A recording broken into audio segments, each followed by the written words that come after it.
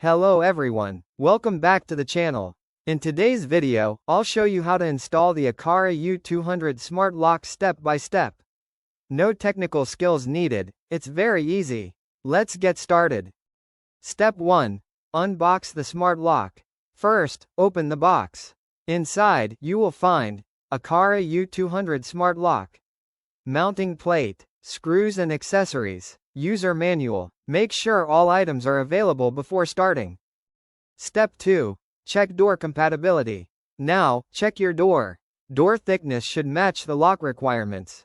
Your door should already have a standard lock hole. If everything looks fine, move to the next step. Step 3. Remove old lock. If installed, if there is an old lock, use a screwdriver. Remove the screws. Take out the old lock carefully. Clean the door surface if needed. Step 4. Install the mounting plate. Place the mounting plate on the door. Align it properly with the lock hole. Now, tighten the screws firmly, but don't over-tighten. Step 5. Attach the Aqara U200 lock. Now place the Aqara U200 Smart Lock onto the mounting plate. Make sure it fits perfectly. Secure it using the provided screws. Step 6. Insert batteries.